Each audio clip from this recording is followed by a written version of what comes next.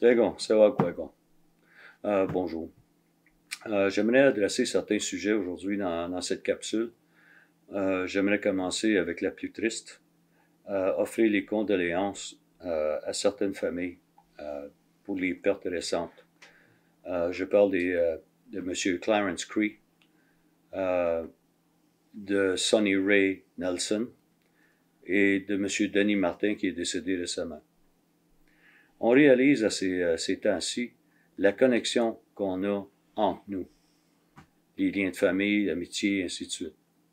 Et quand on voit une perte dans notre communauté de ces gens-là, c'est ressenti par tout le monde.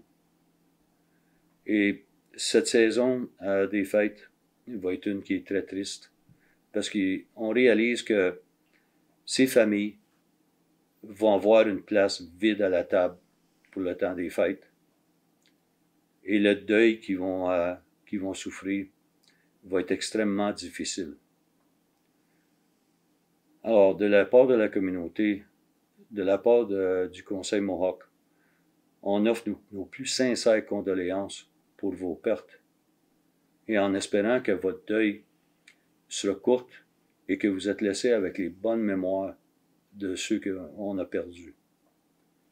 Alors, on vous souhaite les meilleurs vœux pour vous et vos familles. Un autre enjeu que j'avais voulu discuter avec vous, c'était le sujet du vaccin. On réalise que ça fait un bout qu'on vit sous la pandémie. Il y a beaucoup de mésinformations et même de la réticence au sujet du vaccin. Alors, il faut réaliser que ça fait des décennies que les scientifiques médicaux travaillent sur la compréhension de l'ADN humain, la fonction des cellules et le système immunitaire. Alors, quand la pandémie, le virus nous a frappés, il y avait déjà une compréhension quand même assez bien répandue dans le domaine médical sur le système qui était attaqué par le virus. Tout le monde dit que c'est arrivé pas mal trop vite. Ils sont arrivés avec ça, c'est un miracle. C'est pas nécessairement un miracle. Parce que la base de la connaissance était déjà là. Alors, il faut réaliser aussi que les compagnies qui ont travaillé sur les vaccins vont aussi avoir leur réputation à protéger. Et il faut réaliser aussi que quand on parle au niveau économique, ça n'a absolument aucun bon sens qu'une compagnie créerait un vaccin qui ferait du tort à la population, parce qu'on ne serait pas mieux avancé qu'est-ce qu'on voit aujourd'hui. Alors, il faut quand même avoir un peu de confiance que les scientifiques, à travers le monde, ont travaillé avec les meilleures intentions sur ce vaccin. Alors, on va avoir une autre capsule bientôt où on va inviter des professionnels dans le domaine médical pour venir nous informer proprement, pour qu'on puisse faire nos décisions basées sur les faits, sur les preuves. Et c'est sûr qu'on va avoir des problèmes dans les années à venir avec d'autres virus. Alors, on voit déjà la compréhension de comment est-ce qu'on peut réagir. On a appris beaucoup de leçons. Pas juste au niveau social, au niveau économique, mais le niveau médical, on a avancé beaucoup de compréhension.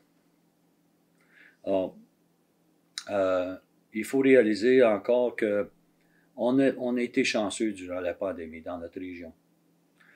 À date, on a perdu un membre de notre communauté à la virus. On a été plus chanceux que d'autres. Alors, on ne peut pas croire qu'on va continuer à être chanceux à ce niveau-là. Alors, le plus vite qu'on a cette information-là, qu'on puisse faire une décision, chacun doit faire cette décision-là personnellement, d'essayer d'arrêter la pandémie et d'avancer à une vie normale le plus vite possible. Alors pour moi, j'ai déjà lu beaucoup sur le vaccin et moi, je suis confiant que je serai prêt à prendre le vaccin moi-même. Mais ça va être à chaque individu. Alors, comme j'ai mentionné, on va faire une capsule bientôt. On va éviter les professionnels médicaux et on va s'informer. Laissez la mésinformation. Ne laissez pas les autres faire la décision pour vous. Alors, on va faire une capsule bientôt là-dessus. Alors, je voudrais aller au prochain topic qu'on aurait aujourd'hui. C'était encore l'enjeu qu'on a avec la municipalité d'Oka au sujet de la PINED, où la municipalité veut créer un aire protégée sous le patrimoine de la municipalité, ce qui a causé beaucoup de tensions dans notre communauté. Alors, on a des gens qui se prononcent les défendeurs du territoire, qui occupent une partie de la PINED pour essayer d'amener de l'attention à notre enjeu ici, de nos revendications, et d'essayer d'empêcher la municipalité de saisir notre patrimoine. On pourrait peut-être s'entendre plus tard que c'est un patrimoine partagé, mais pour le moment, on n'est pas rendu là. Alors, j'ai rencontré samedi dernier les membres de ce groupe, les défendeurs du territoire, et on a eu un dialogue respectueux où on a pu parler des enjeux ensemble, honnêtement, ouvertement et avec respect. Ce qui a changé beaucoup, parce qu'on a vu beaucoup de menteries, de mensonges, ou la désinformation à plusieurs sujets quand il s'agit des terres. La dernière était celle du terrain de golf, que le terrain de golf avait été vendu et qu'il y avait un projet de bâtir des condos. Ce qu'on a découvert, c'est absolument faux. On n'a pas besoin de promouvoir des mensonges ou de la désinformation quand on a la vérité en main. La vérité de notre revendication dans la région est bien fondée. On a beaucoup de preuves sur notre occupation et sur les traités qu'on a en main qui nous garantit que le titre autochtone n'était pas pour être étendu. On ne l'a jamais cédé, on ne le cédera jamais.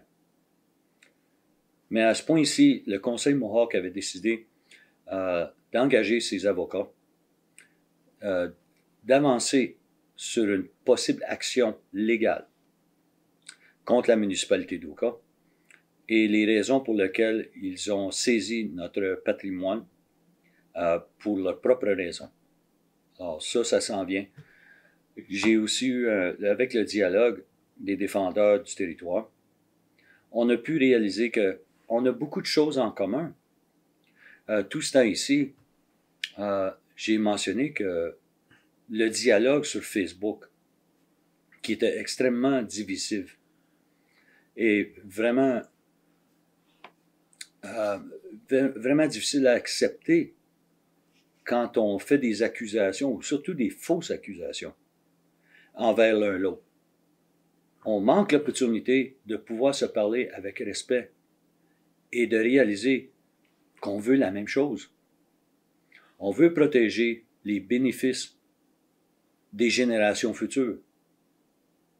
Mais le progrès est extrêmement difficile à réaliser quand on parle de la façon qu'on se parle. Et je parle des opportunités, langage et culture, économique, environnementale. On a beaucoup de choses qu'on a en commun. Et le progrès qu'on peut faire à tous ces niveaux-là et plus est bloqué par rapport au dialogue qu'on a présentement. J'ai réalisé, j'ai parti de la réunion de samedi avec les défendeurs du territoire avec un soulagement. J'étais très heureux de voir qu'on avait plus en commun que des différences parce qu'on veut la même chose.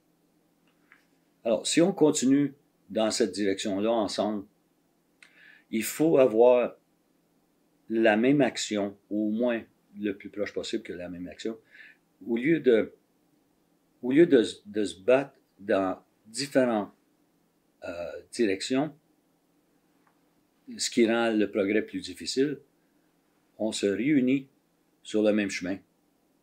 Et c'est là qu'on va voir le progrès, c'est là qu'on va avancer. Alors c'est ça qui est mon espoir, que maintenant le dialogue respectueux a commencé, qu'elle va continuer.